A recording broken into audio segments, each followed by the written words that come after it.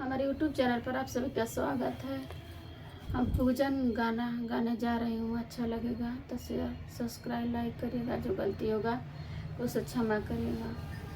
घेरी अली काली दरिया हो, पंडित जल्दी पूजन कराई। घेरी अली काली दरिया हो, पंडित जल्दी पूजन कराई। बीतल जता कथवा के जुनिया हो, पंडित जल्दी पूजन कराई। बीतल जता कथवा के जुनिया हो, पंडित जल्दी पूजन कराई।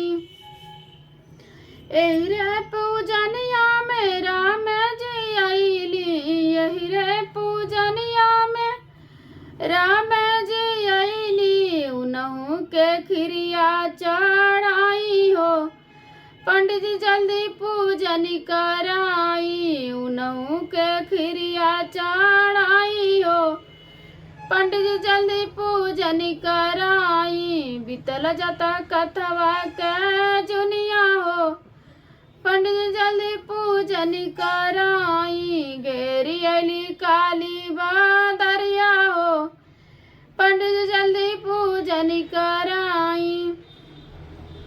एही रे पूजनिया में गणपति जी आईली, यही रे पूजनिया में गणपति जी आईली। उनहु के लडुआ चढ़ाई हो, पंडित जी जल्दी पूजन कराई। उनहु के लडुआ चढ़ाई हो, पंडित जी जल्दी पूजन कराई। घेरी अली काली दरिया हो, पंडित जी जल्दी पूजन कराई। बीतल जता कथवा के जुनिया हो, पंडित जी जल्दी पूजन कराई।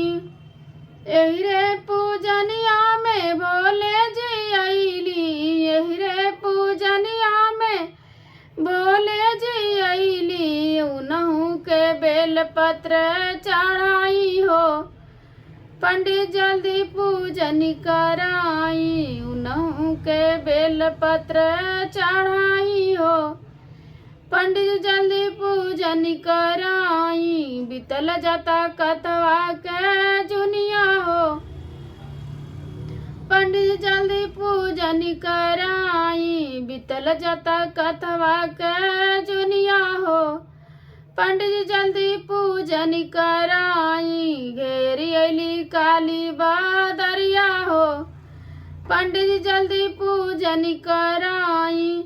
एही रे पूजनिया में कृष्ण जी आईली, यही रे पूजनिया में कृष्ण जी आईली। उनहु के दहिया चढ़ाई हो, पंडित जल्दी पूजन कराई। उनहु के माखन चढ़ाई हो, पंडित जल्दी पूजन कराई। बीतल जता कथवा के जुनिया हो, पंडित जल्दी पूजन कराई। बीतल जता कथवा के जुनिया हो,